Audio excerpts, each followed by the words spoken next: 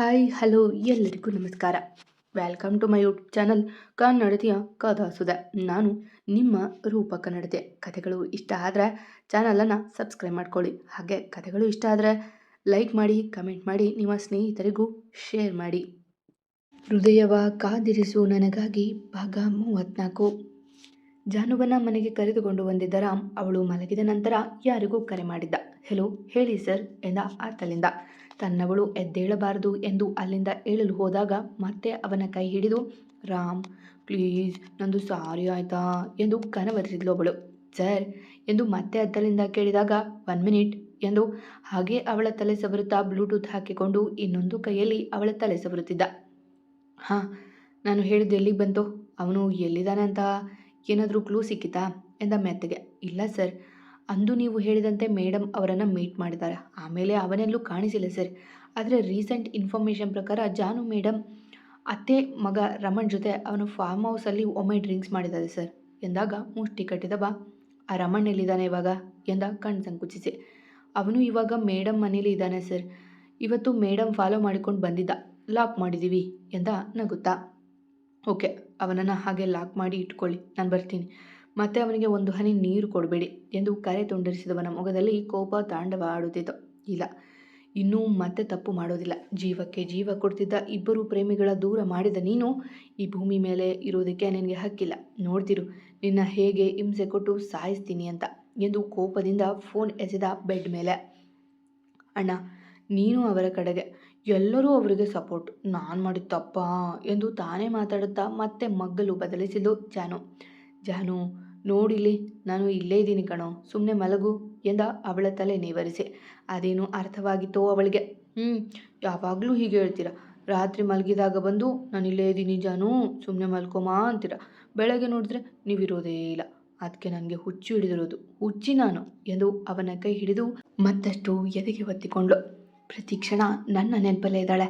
ಯಾರದ್ದೋ ಮೇಲಿನ ಕೋಪ, ಬೇಸರ, ನಿನ್ನ ಕಳೆದುಕೊಳ್ಳಬಾರದು ಅನ್ನೋ ಹಂಬಲಕ್ಕೆ ಎಂತಹ ತಪ್ಪು ಮಾಡಿಬಿಟ್ಟೆ ನಾನು. ಅಟ್ಲೀಸ್ಟ್ ನೀನು ನನ್ನ ಹುಡುಕಿಕೊಂಡು ಬಂದೆ, ಇಲ್ಲದಿದ್ರೆ ನೀನೇ ಬಂದಿ ಮಾಡ್ಕೊಂಡು ಬಿಟ್ಟಿದ್ದೆ ಅಲ್ವಾ ಎಂದು ಅವಳ ಹಣೆಗೆ ಮುತ್ತಿಟ್ಟು ಅವಳ ಪಕ್ಕ ಉರುಳಿದವ ಹಾಗೆ ಅವಳನ್ನು ತನ್ನದಿಯ ಮೇಲೆ ಮಲಗಿಸಿಕೊಂಡಿದ್ದ. ಇದುವರೆಗೂ ನಿದ್ದೆಯಲ್ಲಿ ಹೊರಡಾಡುತ್ತಾ ಕನವರಿಸುತ್ತಿದ್ದವಳು ಅವನ ಎದೆಗೂಡು ಸಿಕ್ಕಿದ್ದೆ ಹಾಯಾಗಿ ಮಲಗಿದ್ಲು ಮಗುವಿನಂತೆ. ನನ್ನ ಎದೆ ಬಡಿತದ ಜೋಗುಳರಿದ ಇಷ್ಟು ದಿನ ಹೇಗೆ ಮಲಗಿದೆ ನೀನು? ನಿನ್ನ ಕಣ್ಣುಗಳೇ ಹೇಳುತ್ತೆ ಬಿಡು ನೀನು ಮಲಗಿಲ್ಲ ಅಂತ ಎಂದು ಅವಳ ತಲೆ ಸವರುತ್ತಾ ತಾನು ನಿದ್ದೆ ಮಾಡಿದ ರಾಮ್. ಅವನು ತಾನೇ ಏನು ನೆಮ್ಮದಿಯಿಂದ ನಿದ್ದೆ ಮಾಡಿಯಾನು? ಖಂಡಿತ ಅವನನ್ನು ಸುಮ್ಮನೆ ಬಿಡೋದಿಲ್ಲ ಕಣ. ನನ್ನ ತಂಗಿ ಸಾವಿಗೆ ಕಾರಣ ಅವನು. ನಿನ್ನ ಈ ಸ್ಥಿತಿಗೆ ಅವನೇ ಕಾರಣ. ಅವನ ಕೊಂದಾದರೂ ಸರಿ, ಎಲ್ಲ ಮುಗಿಸ್ತೀನಿ. ಪ್ರತಿಕ್ಷಣ ಭಯದಲ್ಲಿ ಬದುಕೋಕ್ಕಾಗೋದಿಲ್ಲ ನನಗೆ, ಎಲ್ಲ ಮುಗಿಸ್ತೀನಿ ಎಂದು ಕನಸಲ್ಲೂ ಹಲ್ಲು ಕಡಿದಿದ್ದ ರಾಮ್. ಇಲ್ಲಿ ಇಬ್ಬರು ನೆಮ್ಮದಿಯಿಂದ ಮಲಗಿದ್ರೆ ಅತ್ತ ರಾಮ್ ಕಡೆಯ ಹುಡುಗರ ಕೈಗೆ ಸಿಕ್ಕಿಬಿದ್ದ ವಿಷಯ ತಿಳಿದ ಸೌರಭ್ ಕಣ್ಮರೆಯಾಗಿದ್ದ. ಸಾಧ್ಯ ಬೀಸುವ ದೊಣ್ಣೆಯಿಂದ ತಪ್ಪಿಸಿಕೊಂಡು ನಂತರ ಅವನಿಗೆ ಬೇರೆ ಬಲೆ ರೂಪಿಸುವ ಹುನ್ನಾರ ಅವನದು. ಇತ್ತ ತಂಗಿಯ ಸ್ಥಿತಿ ಕಣ್ಣಾರೆ ನೋಡಿದ್ದ ಅಭಿ ಬೈಕ್ ತೆಗೆದುಕೊಂಡು ನೇರವಾಗಿ ಬಂದಿದ್ದು ಧನ್ವಿಯ ಸಮಾಧಿಯತ್ತ. ಎಂದು ಏನು ಅವ ಅಲ್ಲಿಗೆ ಬಂದಿದ್ದು? ಮತ್ತೆ ಇದೇ ಮೊದಲು ಅವ ಸೋತು ಅಲ್ಲಿಗೆ ಬರುತ್ತಿರುವುದು. ಧನು ಎಂದು ಮೆಲ್ಲಗೆ ಕರೆದ ಅವಳ ತಲೆಯ ಬಳಿ ಕುಳಿತು. ಎಚ್ಚರ ಇದ್ರೆ ನನ್ನ ಅಭಿ ಎಂದು ತಬ್ಬಿ ಬಿಡುತ್ತಿದ್ಲೇನೋ. ಆದರೆ ಅವಳು ಚಿರನಿದ್ರೆಗೆ ಜಾರಿ ವರುಷಗಳೇ ಕಳೆದಿವೆ. ಧನು, ನಾನು ತಪ್ಪು ಮಾಡ್ತಿದ್ದೀನೇನೋ. ನೀನು ನನ್ನ ಬಿಟ್ಟು ಹೋಗಿಬಿಟ್ಟೆ. ಅದೇ ನೆನಪಲ್ಲಿ ನಾನು ಅರೆ ಹುಚ್ಚ ಸಹ ಆಗಿದ್ದೆ. ನಾನು ಬದುಕಿದ್ದೆ ನನ್ನ ತಂಗಿಗಾಗಿ. ಈಗ ಅವಳು ನೋಡಿದರೆ ಇಷ್ಟೊಂದು ಡಿಸ್ಟರ್ಬ್ ಆಗಿದ್ದಾಳೆ. ಅದು ಸಹ ನಿನ್ನ ಬಗೆಗಿನ ಸತ್ಯ ಹೇಳಿಲ್ಲ ಅಂತ ಎಂದು ಕಣ್ಣು ತುಂಬಿಕೊಂಡು, ಈಗ ನಾನು ಪ್ರೀತಿಸ್ತಾ ಇರೋದು ಧನಿನ. ನಿನ್ನ ಪ್ರತಿರೂಪ ಹೊತ್ತಿರೋ ಅವಳನ್ನು ಪ್ರಾಣಕ್ಕಿಂತ ಹೆಚ್ಚಾಗಿ ಹಚ್ಕೊಂಡು ಬಿಟ್ಟಿದ್ದೀನಿ. ನಾಳೆ ನಾನು ನಿನ್ನ ವಿಷಯ ಮುಚ್ಚಿಟ್ಟು ಬಿಟ್ಟೆ ಅಂತ ಅವಳು ನನ್ನಿಂದ ದೂರ ಆದರೆ ಖಂಡಿತ ನಾನು ಬದುಕೋದಿಲ್ಲ ಕಣೆ ಎಂದು ಬೆಕ್ಕಿದವ. ಇದಕ್ಕೆಲ್ಲ ಕಾರಣ ಆ ಸೌರಭ್ ಅಂತೆ.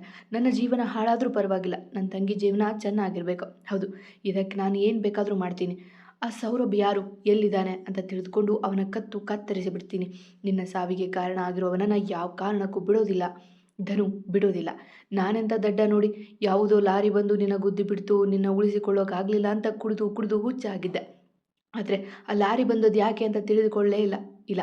ಅವನನ್ನು ಸುಮ್ಮನೆ ಬಿಡೋದಿಲ್ಲ ನಾನು. ಅವನ ಕೊಂದು ನಾನು ನಿನ್ನ ಬಳಿ ಬರ್ತೀನಿ ಎಂದು ಮೇಲೆದ್ದು ಕಣ್ಣೀರು ತೊಳೆಕೊಂಡವ ಅವಳ ಸಮಾಧಿಗೆ ಮುತ್ತಿಟ್ಟು ಆದಷ್ಟು ಬೇಗ ಬರ್ತೀನಿ, ಬರುವಾಗ ನನ್ನ ತಂಗಿಗೆ ನೆಮ್ಮದಿ ಕರುಣಿಸಿ ಬರ್ತಿದ್ದನು ಎಂದು ಅವಳ ಅಪ್ಪಿ. ನೀನು ಹೇಳಿದ್ದೆ ಅಲ್ವಾ, ಬಂದೇ ಬರುವೆ, ಹೃದಯವ ಕಾದಿರಿಸು ನನಗಾಗಿ ಅಂತ. ಅದಕ್ಕೆ ನಾನು ಇಷ್ಟು ದಿನ ಹೃದಯ ಗಟ್ಟಿಯಾಗಿ ಇಟ್ಕೊಂಡಿದ್ದೆ. ಧನಿನ ನೋಡಿದಾಗ ನೀನೇ ಮತ್ತೆ ನನಗಾಗಿ ಬಂದಿದೆಯೇನೋ ಅಂತ ಮತ್ತೆ ಹೊಸದಾಗಿ ನಿನ್ನನ್ನು ಪ್ರೀತಿಸಿದೆ. ಆದರೆ ತಪ್ಪು, ನೀನು ನನಗಾಗಿ ಬಂದಿಲ್ಲ, ನಾನೇ ಅಲ್ಲಿಗೆ ಬಂದೇ ಬರ್ತೀನಿ. ನೀನು ಹೃದಯವ ಕಾದಿರಿಸು ನನಗಾಗಿ ಎಂದು ಅವಳ ಮುಂದೆ ಹೇಳಿದವ ನನ್ನ ತಂಗಿ ಜೀವನ ಸರಿ ಮಾಡಿ ಬರ್ತೀನಿ ಎಂದು ನಕ್ಕು ಅಲ್ಲಿಂದ ನಡೆದಿದ್ದ ಅಭಿ. ಹುಚ್ಚು ಹಣ್ಣ, ಹುಚ್ಚು ಪ್ರೇಮಿ. ಮಧ್ಯಾಹ್ನ ಗಂಡನ ತೋಳಿಲಲ್ಲಿ ಮಲಗಿದ್ದ ಜಾನು ಎಚ್ಚರ ಆಗಿದ್ದ ಸಂಜೆಗೆ. ಅವಳೇ ಹೇಳಿದಂತೆ ಜನುಮಗಳ ನಿದ್ದೆ ಮಾಡಿದ್ಲು ಅವನ ತೋಳಿನಲ್ಲಿ. ಅವನಿಗೆ ಸಹ ಎಚ್ಚರ ಇಲ್ಲ. ಗಂಡ ಹೆಂಡತಿ ಕೋಣೆಗೆ ಬಾರದೆ ಅವರಿಗೆ ಡಿಸ್ಟರ್ಬ್ ಮಾಡದೆ ಹಬ್ಬದ ಅಡುಗೆ ಮಾಡುತ್ತಿದ್ರು ಹೆಂಗಳೆಯರು. ಹೊಟ್ಟೆ ಹಸಿತಾ ಇದೆ, ಅಣ್ಣ ಎಷ್ಟೊತ್ತಿಗೆ ಊಟ ತರ್ತಾನೋ ಎಂದು ತಾನೇ ಮಾತಾಡುತ್ತಾ ಮಿಸ್ ಕಾಡಿದ್ಲು ಜಾನು. ಅಯ್ಯೋ, ಇವತ್ತು ರಾಮ್ ಬಳಿ ಹೋಗಬೇಕು, ಸಾರಿ ಕೇಳಬೇಕು ಎಂದು ತಟ್ಟೆಂದು ಎದ್ದು ಕುಳಿತಾಗ ತಾನು ಎಚ್ಚರಗೊಂಡ ರಾಮ್ ಕಣ್ಣು ಜುತ್ತ ಕುಳಿತ. ಏನಾಯ್ತು ಜಾನು ಎಂದ ಅವಳ ನೋಡಿ. ಸುತ್ತಲೂ ಏನನ್ನೋ ನೋಡುತ್ತಿದ್ದವಳು ರಾಮ್ ಕಂಡಿದೆ. ಮತ್ತೆ ಅವನನ್ನು ಪುಟ್ಟ ಮಗುವಿನಂತೆ ಅಪ್ಪಿ. ಏನಿಲ್ಲ, ನನ್ನ ಬಿಟ್ಟು ಹೋಗಬೇಡಿ ಪ್ಲೀಸ್ ಎಂದಳು ಅವನ ಕೋರ್ತಿಗೆ ಬಳಸಿ. ಹೂನಮ್ಮ, ಹೋಗೋದಿಲ್ಲ ಎಂದು ಅವಳ ತಲೆ ನೇವರಿಸಿದವ. ಏನಾದರೂ ನೋವಿದೆಯ ತಲೆಯಲ್ಲಿ ಎಂದ ಬ್ಯಾಂಡೇಜ್ ಸವರಿ. ಸ್ವಲ್ಪ ನೋತಾ ಇದೆ ಎಂದಳು ಅವನ ಕುತ್ತಿಗೆಯಿಂದ ಮುಖ ಆಚೆ ತೆಗೆಯಲೇ ಸಿದ್ಧವಿಲ್ಲ. ನೀನು ಸ್ನಾನ ಮಾಡಿ ಬಾ ಜಾನು, ಬೇಕಿದ್ರೆ ಅಮ್ಮ ಹೆಲ್ಪ್ ಮಾಡ್ತಾರೆ. ಬೆಳಗ್ಗೆ ಈ ಸೀರೆಯಲ್ಲಿ ತಾನೇ ಆಕ್ಸಿಡೆಂಟ್ ಆಗಿದ್ದು, ಇದನ್ನು ಸುಟ್ಟು ಬಿಡೋಣ ಎಂದ ರಾಮ್ ಅವಳ ಹಣೆಗೆ ಮುತ್ತಿಟ್ಟು. ಇಲ್ಲ, ನನಗೆ ಸ್ನಾನ ಮಾಡೋಕೆ ಇಷ್ಟ ಇಲ್ಲ ಎಂದು ನಕ್ಕವಳು. ಏನು ಗೊತ್ತಾ, ನಾನು ಬೆಳಗ್ಗೆನೂ ಸ್ನಾನ ಮಾಡಿಲ್ಲ ಎಂದಳು ಮೆಲ್ಲಗೆ ಅವನ ಕಿವಿಯಲ್ಲೇ. ಛೀ ಜಾನು ಎಂದು ಮುಖ ಕಿವುಚಲು. ಇವತ್ತಲ್ಲ, ನಾನು ಸ್ನಾನ ಮಾಡಿ 3-4-5 ಡೇಸ್ ಆಯಿತು. ನನಗೆ ಬೇಜಾರಾಗ್ತಿತ್ತು, ಅದಕ್ಕೆ ಗೊತ್ತಾ ಎಂದು ಅವಳು ಹೇಳುವಾಗ ಮತ್ತೇನು ಹೇಳಲು ತೋಚದೆ. ಸರಿ, ನನ್ನ ಬಟ್ಟೆ ಎಲ್ಲ ಬ್ಲಡ್ ಆಗಿದೆ, ಮೊದಲು ನಾನು ಸ್ನಾನ ಮಾಡಿಬಿಡ್ತೀನಿ, ಆಮೇಲೆ ಅಮ್ಮ ಬಂದು ಹೆಲ್ಪ್ ಮಾಡ್ತಾರೆ, ಓಕೆ ಎಂದ ಅವಳ ದೂರ ಸರಿಸಿ. ಆದರೂ ನನ್ನ ಬಿಟ್ಟು ಹೋಗೋ ಹಾಗಿಲ್ಲ, ಮತ್ತೆ ನೀವು ಡೋರ್ ಲಾಕ್ ಮಾಡೋ ಹಾಗಿಲ್ಲ ಎಂದಳು ಪುಟ್ಟ ಮಗುವಿನಂತೆ. ಅವಳ ರೀತಿಗೆ ಒಪ್ಪಿ, ಓಕೆ ಕಣೋ, 10 ನಿಮಿಷ ಬರ್ತೀನಿ ಎಂದು ಟವೆಲ್ ಹಿಡಿದು ಸ್ನಾನಕ್ಕೆ ನಡೆದ. ರಾಮ್ ಎಂದಳು ಅವನಿನ್ನು ಒಳಗೆ ಕಾಲಿಡುತ್ತಿದ್ದಂತೆ. ಏನು ಜಾನು ಎಂದ ಹಿಂದೆ ತಿರುಗಿ ನೋಡಿ. ನನಗೆ ಹಸಿವಾಗ್ತಿದೆ, ಏನಾದರೂ ಕೊಟ್ಟು ಹೋಗಿ ತಿಂತಾ ಇರ್ತೀನಿ ಎಂದಳು ಕೈಕಟ್ಟಿ. ಓಕೆ ಇರು ಎಂದು ಫೋನ್ ಮಾಡಿ ಕೆಲಸದವರ ಕೈಯಲ್ಲಿ ಏನಾದರೂ ಕೊಟ್ಟು ಕಳುಹಿಸಂತೆ ಹೇಳಿದ. 5 ನಿಮಿಷದಲ್ಲಿ ಬಿಸಿ ಬಿಸಿ ಬಜ್ಜಿ ಟೀ ಅವಳಿಗಾಗಿ ಬಂದಿತ್ತು. ವಾವ್, ಬಜ್ಜಿ, ಅತ್ತೆ ತುಂಬ ಕ್ಯೂಟ್ ಎಂದು ಹೇಳಿ ಬಾಯಿಗೆ ಹಾಕಿಕೊಂಡವಳು ರಾಮ್ ಬಿಸಿ ಎಂದು ಬಾಯಿಗೆ ಗಾಳಿ ಊದಿಕೊಳ್ಳುವಾಗ ಓಡಿ ಬಂದು ನೀರು ಕೊಟ್ಟವ. ಗಾಳಿ ಊದ್ಕೊಂಡು ತಿನ್ಬೇಕಲ್ವಾ ಎಂದು ತಾನೇ 2 ಪೀಸ್ ಮಾಡಿ ಅದನ್ನು ಹಾಗೆ ಪ್ಲೇಟಲ್ಲಿಟ್ಟು, ಮೊದಲು ಟೀ ಕುಡಿದು ಬಿಡು, ಆಮೇಲೆ ಬಜ್ಜಿ ತಣ್ಣಗಾಗುತ್ತದೆ ತಿನ್ನುವಂತೆ, ನಾನು ಅಷ್ಟರಲ್ಲಿ ಸ್ನಾನ ಮಾಡಿ ಬರ್ತೀನಿ ಎಂದು ಅವ ಹೋಗಿ ನೀರು ಬಿಟ್ಟಿದ್ನಷ್ಟೆ. ರಾಮ್ ರಾಮ್ ಎಂದು ಕೂಗಿದಳು ಮತ್ತೆ ಅವನನ್ನೇ. ಏನಮ್ಮ ಎಂದು ಮತ್ತೆ ಆಚೆ ಬಂದಾಗ, ಇದು ಫುಲ್ ತಣ್ಣ ಆಗೋಯ್ತು, ನನಗೆ ಬಿಸಿ ಬೇಕು ಎಂದಳು ತುಟಿ ಉಬ್ಬಿಸಿ. ಅವಳ ರೀತಿಗೆ ಕೋಪದ ಬದಲು ಮುದ್ದು ಉಕ್ಕಿತ್ತು. ಹೌದಾ, 5 ನಿಮಿಷ, ಸ್ನಾನ ಮಾಡಿ ಬಂದು ನಾನೇ ಬಿಸಿ ಬಿಸಿ ಮಾಡಿಕೊಡ್ತೀನಿ, ಇವಾಗ ಟೀ ಕುಡಿದು ನನ್ನ ಫೋನ್ ಇದೆ ನೋಡ್ತಾ ಕೂತಿರು ಎಂದು ಹೇಳಿ ಸ್ನಾನಕ್ಕೆ ನಡೆದ. ಬಟ್ಟೆ ತೆಗೆದು ಮೈಗೆ ಸೋಪ್ ಹಚ್ಚಿಕೊಂಡಿದ್ದ ಅಷ್ಟೆ. ಮತ್ತೆ ಕೇಳಿತು ತನ್ನವಳ ಕರೆ. ರಾಮ್ ರಾಮ್ ರಾಮ್ ರಾಮ್ ಎಂದು ಜಾನು ಕೂಗುವಾಗ ಸ್ನಾನ ಅರ್ಧಕ್ಕೆ ಬಿಟ್ಟು ಟವೆಲ್ ಸುತ್ತಿಕೊಂಡು ಓಡಿ ಬಂದ ರಾಮ್. ಏನಾಯಿತು ಜಾನು, ಯಾಕೆ ಕೂಗಿದ್ದು ಎಂದ ಗಾಬರಿಯಿಂದ. ಅಯ್ಯೋ ಶೇಮ್, ಸ್ನಾನ ಮಾಡದೆ ಹಾಗೆ ಬಂದಿದ್ದೀರಾ ನೋಡಿ, ಸೋಪೆಲ್ಲ ಹಾಗೆ ಇದೆ ಎಂದು ನಕ್ಕಳು ಜಾನು ಅವನ ನೋಡಿ. ನೀನು ಕರೆದಿದ್ದಕ್ಕೆ ಓಡಿ ಬಂದೆ ಕಣೋ, ಏನಾಯಿತು ಎಂದು ಕೇಳಿದಾಗ ತಲೆ ಆಡಿಸಿ, ನನಗೆ ಬೋರ್ ಆಗ್ತಿದೆ, ನೀವೇ ಸ್ನಾನ ಮಾಡಿಸಿ ಎಂದು ತುಟಿ ಉಬ್ಬಿಸಿ ಭುಜ ಕುಣಿಸಿದ್ರೆ ಅವ ಉಗುಳು ನುಂಗಿದ್ದ. ಏನು ಹೇಳ್ತಿದ್ದೀಯ ಜಾನು, ನಾನು ನಿನಗೆ ಎಂದ ಮೆಲ್ಲಗೆ. ಯಾಕೆ, ಮಾಡಿಸಲ್ವಾ, ನನಗೊಂಥರ ಆಗ್ತಿದೆ. ಅಲ್ಲಿ ಅಮ್ಮ ಅಜ್ಜಿ ನನ್ನ ಜೊತೆ ಮಾತಾಡ್ತಾನೇ ಇರಲಿಲ್ಲ. ಅತ್ತೆನ ಕರೆದ್ರೆ ಅವರು ಇಷ್ಟು ದೊಡ್ಡ ಹುಡುಗಿಗೆ ನಾನು ಸ್ನಾನ ಮಾಡಿಸ್ಬೇಕು ಅಂತಾರೆ. ಪ್ಲೀಸ್ ರಾಮ್, ನೀವೇ ಮಾಡಿಸಿ ಎಂದು ಪುಟ್ಟ ಮಗುವಿನಂತೆ ಕೇಳಿದಾಗ ಒಮ್ಮೆ ಕಣ್ಣು ಮುಚ್ಚಿ ತೆಗೆದ. ತನ್ನ ಹೆಂಡತಿ ಅವಳೇ ತನಗೆ ಸ್ವಂತ ಎಂದಮೇಲೆ ಸ್ನಾನ ಮಾಡಿಸುವುದರಲ್ಲಿ ಏನಿದೆ ಎಂದು ಯೋಚಿಸಿದವನೇ, ಓಕೆ ಕಣು, ಆದರೆ ನೀನು ಇದನ್ನು ಯಾರಿಗೂ ಹೇಳೋ ಹಾಗಿಲ್ಲ, ಪ್ರಾಮಿಸ್ ಮಾಡು ಎಂದು ಅವಳ ಎದುರು ಕೈ ಚಾಚಿದ. ಮೊದಲೇ ಮನಸ್ಸು ಹಾಳಾಗಿದೆ, ಪುಟ್ಟ ಮಗು ಅವಳೀಗ. ಅಪ್ಪಿತಪ್ಪಿ ಯಾರ ಎದುರಾದರೂ ಹೇಳಿದರೆ ಎಂದು ಭಾಷೆ ತೆಗೆದುಕೊಂಡ. ಓಕೆ, ಪ್ರಾಮಿಸ್ ಎಂದು ಅವಳು ಹೇಳಿದಾಗ ನಕ್ಕು ಅವಳ ಬಟ್ಟೆ ತೆಗೆದುಕೊಂಡು ನೀರು ಹದ ಮಾಡಿದವ. ತಲೆ ಸ್ನಾನ ಬೇಡ, ಗಾಯ ವಾಸಿಯಾಗುವವರೆಗೂ ಎಂದು ಅವಳ ಕೂದಲನ್ನು ತಾಲೆ ಮೇಲೆ ಕಟ್ಟಿದ. ಇಷ್ಟು ಬಿಸಿ ಸಾಕಾ ಎಂದು ನೀರು ತೋರಿಸಿದಾಗ ಹ್ಞೂ ಎಂದ್ಲು.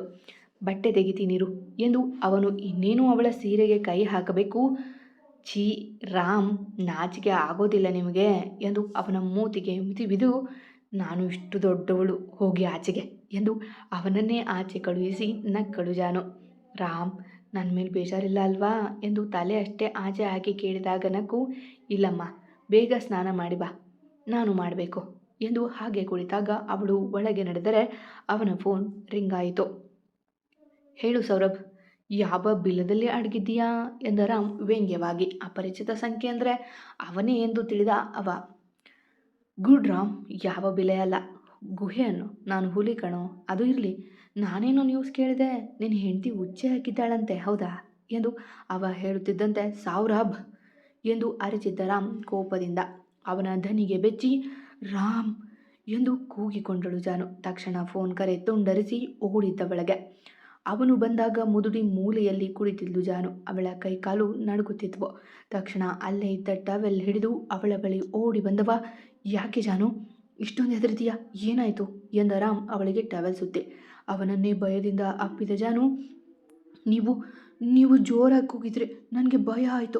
ಅವತ್ತು ಹೀಗೆ ಅಲ್ವಾ ನೀವು ಹೇಳಿದ್ದು, ಇದು ನನ್ನ ಮನೆ, ನನ್ನ ಮನೆಯವ್ರ ವಿಷಯಕ್ಕೆ ಬರಬೇಡ ಅಂತ, ಮತ್ತು ನನಗೆ ನನ್ನ ತಂಗಿನ ಮುಖ್ಯ ಅಂತ ಎಂದು ಹೇಳಿದಾಗ ಅವಳು ಏನನ್ನೂ ಮರೆತಿಲ್ಲ ಎಂದು ನೊಂದವ.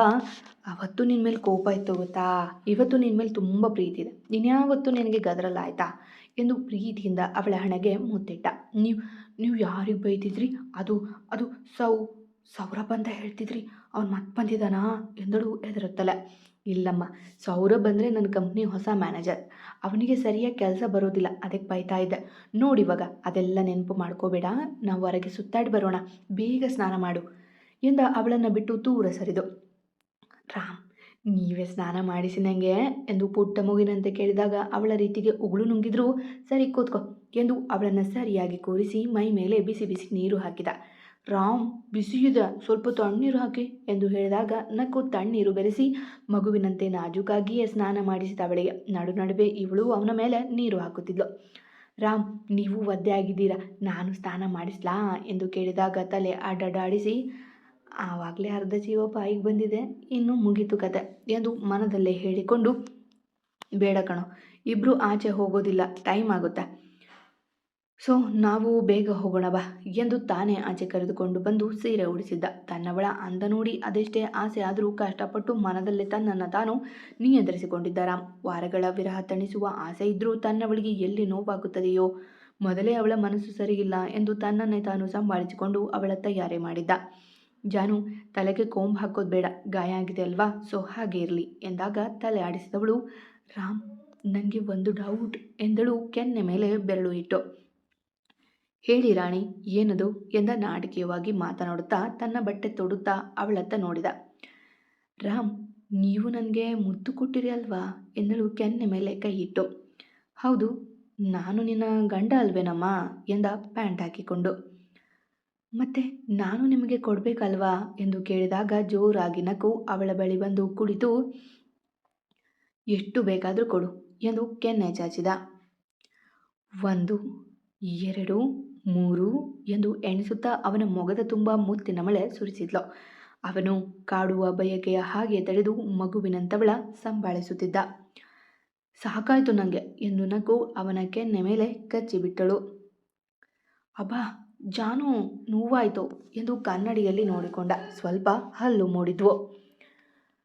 ತುಂಬ ನೋವಾಯ್ತಾ, ಸಾರಿ ಎಂದು ತಲೆ ತಗ್ಗಿಸಿ ನುಡಿದವಳ ಬಳಿ ಬಂದು ಮಂಡಿ ಊರಿ ಕುಳಿತು, ಹೀಗೆಲ್ಲ ಹೇಳಬಾರ್ದು ನೀನು, ಬೇಕಿದ್ರೆ ಮತ್ತೆ ಕಚ್ಚು, ನಿನಗೆ ಖುಷಿ ಕೊಡುತ್ತೆ ಅಂದರೆ, ಆದರೆ ಸಪ್ಪೆ ಮುಖ ಮಾತ್ರ ಮಾಡಬೇಡ ಎಂದಾಗ ಖುಷಿಯಿಂದ ಅವನ ಅಪ್ಪಿ, ಥ್ಯಾಂಕ್ ಯು ಮೈ ಡಿಯರ್ ಎಂದು ಹೇಳಿದಾಗ ಅವಳ ತೋಳಲ್ಲಿ ಹೊತ್ತು, ನಾನೆಲ್ಲೋ ಕರೆದುಕೊಂಡು ಹೋಗ್ತೀನಿ, ಸುಮ್ಮನೆ ಬರ್ತೀಯಾ ಎಂದ ಗೊಂದಲದಿಂದ ಅವಳನ್ನು ನೋಡುತ್ತಾ. ನೀವು ಎಲ್ಲಿ ಕರೆದುಕೊಂಡು ಹೋದರೂ ಬರ್ತೀನಿ, ಆದರೆ ಅಲ್ಲೇ ಬಿಟ್ಟು ಬರಬಾರ್ದು ಅಷ್ಟೇ ಎಂದಾಗ ತಲೆ ಆಡಿಸಿ ಅವಳ ಒತ್ತುಕೊಂಡೆ ಕೆಳಗೆ ಬಂದ. ಏನಪ್ಪ ಗಂಡ ಹೆಂಡತಿ ಎಲ್ಲಿಗೋ ಹೊರಟಿರೋ ಹಾಗಿದೆ ಎಂದು ನಕ್ಕರು ಮಾಲತಿ ಅಜ್ಜಿ. ಅಜ್ಜಿ, ನಾನು ರಾಮ್ ಆಚೆ ತಿನ್ನೋದಕ್ಕೆ ಹೋಗ್ತಿದ್ದೀವಿ ಎಂದು ಅವಳೇ ಖುಷಿಯಿಂದ ಹೇಳಿದ್ಲು. ಅಮ್ಮ, ನಾವು ರಾತ್ರಿ ಆಚೆ ಊಟ ಮಾಡಿ ಸ್ವಲ್ಪ ಹೊತ್ತು ಸುತ್ತಾಡಿ ಬರ್ತೀವಿ ಎಂದ ಅಡುಗೆ ಮಾಡುತ್ತಿದ್ದ ಅಮ್ಮನಿಗೆ. ಸರಿ ಕಣೋ, ಹುಷಾರು ಎಂದವರು ಅವನ ಕೆನ್ನೆ ನೋಡಿ ಮುಸಿ ಮುಸಿ ನಗುತ್ತಿದ್ರೆ ಮತ್ತೆ ಅವನ ಮೊಗ ನೋಡಿ ಅಜ್ಜ ಅಜ್ಜಿ ಸಹ ನಗುತ್ತಿದ್ರು. ಏನು ನನ್ನ ಮೊಗದಲ್ಲಿ ಕೋತಿ ಕುಣಿತಾ ಇದೆಯಾ? ಎಲ್ಲ ಯಾಕೆ ನಗ್ತಾ ಇದ್ದೀರಾ ಎಂದು ಉಬ್ಬು ಸಂಕುಚಿಸಿ ಕೇಳಿದ ರಾಮ್. ಪಾಪ ಅದಾಗಲೇ ಅವಳು ಕೊಟ್ಟ ಕಾಣಿಕೆ ಮರೆತು ಹೋಗಿತ್ತು ಅವನಿಗೆ. ಏನಿಲ್ಲ ಅಣ್ಣ, ಇವಾಗ ನಿನ್ನ ಕೈಯಲ್ಲಿರೋ ಕೋತಿ ಸರಿಯಾಗಿ ಪರಿಚಿದೆ, ಆಚೆ ಹುಷಾರು ಎಂದು ಲಕ್ಕಿ ಸಹ ಅವನನ್ನು ಆಡಿಕೊಂಡಾಗ ನಾಲಿಗೆ ಕಚ್ಚಿಕೊಂಡು, ನೀನು ಮದುವೆ ಆಗು, ನನ್ನ ಕಷ್ಟ ಗೊತ್ತಾಗುತ್ತೆ ಎಂದು ಮೂತಿ ಉದ್ದ ಮಾಡಿ, ಪ್ರಿನ್ಸೆಸ್ ನಾನು ಆಚೆ ಹೋಗಿ ಬರ್ತೀನಿ ಎಂದಾಗ ಅಣ್ಣನ ಅರ್ಥ ಮಾಡಿಕೊಂಡ ದನಿ ತಲೆ ಆಡಿಸಿದ್ಲು. ಅವಳಿಗೂ ಅಭಿಚಿಂತೆ ಆಗಿತ್ತು. ಬೆಳಗ್ಗೆಯಿಂದ ಒಂದು ಕರೆ ಇಲ್ಲ, ಅವಳ ಸಂದೇಶಕ್ಕೂ ಉತ್ತರವಿಲ್ಲ. ಬೆಳಗ್ಗೆ ಮನೆಗೆ ಬಂದು ಅವಳನ್ನು ನೋಡದೆ ಮಾತನಾಡದೆ ಹೋಗಿದ್ದನಲ್ಲ. ಇತ್ತ ಆಚೆ ಬಂದ ಜಾನುವನ್ನು ಕಾರಲ್ಲಿ ಕೂರಿಸಿಕೊಂಡು ಹೊರಟ ರಾಮ್ ಅಭಿಗೆ ಒಂದು ಸಂದೇಶ ಕಳುಹಿಸಿ ತಾನು ಎಲ್ಲಿಗೆ ಹೋಗುತ್ತಿರುವೆ ಎಂದು ಹೇಳಿ ಕಾರ್ ಚಲಾಯಿಸಿದ. ರಾಮ್, ನಾವು ಎಲ್ಲಿಗೆ ಹೋಗ್ತಿದ್ದೀವಿ ಎಂದು ಜಾನು ರಸ್ತೆ ನೋಡಿ ಹೇಳಿದ್ದೆ ಸುಮ್ಮನೆ ಕಾರ್ ನಿಲ್ಲಿಸಿದ. ಆಸ್ಪತ್ರೆ ಎದುರು ಕಾರ್ ನಿಂತಿದ್ದೇ ಬೆವರಿದ್ಲು ಜಾನು. ಕಾರಣ ಅವ ಬಂದದ್ದು ಮಾನಸಿಕ ರೋಗಿಗಳ ಆಸ್ಪತ್ರೆಗೆ. ಮತ್ತೆ ಸಿಗುವ. ಕತೆ ಇಷ್ಟ ಆಗ್ತಿದೆ ಅಲ್ವಾ? ನೀವು ಯಾಕೋ ಇತ್ತೀಚೆಗೆ ತುಂಬ ಸಪ್ಪಿಯಾಗಿ ರೆಸ್ಪಾನ್ಸ್ ಮಾಡ್ತಿದ್ರಪ್ಪ. ನನಗೂ ಡೈಲಿ ಹಾಕೋಕ್ಕೆ ಮತ್ತು ದೊಡ್ಡ ಎಪಿಸೋಡ್ ಹಾಕೋಕ್ಕೆ ಬೇಜಾರಾಗುತ್ತೆ ನೋಡಿ. ಮತ್ತೆ ಇಷ್ಟ ಆಗಿದ್ರೆ ಪ್ಲೀಸ್ ಸಬ್ಸ್ಕ್ರೈಬ್ ಮಾಡ್ಕೊಳ್ಳಿ. ಎಂದಿನಂತೆ ನಿಮ್ಮ ಪ್ರೀತಿ, ಕಮೆಂಟ್, ಪ್ರೋತ್ಸಾಹದ ನಿರೀಕ್ಷೆಯಲ್ಲಿ ನಾನು ನಿಮ್ಮ ರೂಪಕ ನಡತೆ. ಪ್ರೀತಿಯಿಂದ ಕತೆ ಕೇಳುವ ಎಲ್ಲರಿಗೂ ನನ್ನ ತುಂಬ ಹೃದಯದ ಧನ್ಯವಾದಗಳು. ನಿಮ್ಮ ಪ್ರೋತ್ಸಾಹ ಪ್ರೀತಿ ಹೀಗೆ ಇರಲಿ ಅಂತ ಕೇಳ್ಕೊಳ್ತೀನಿ.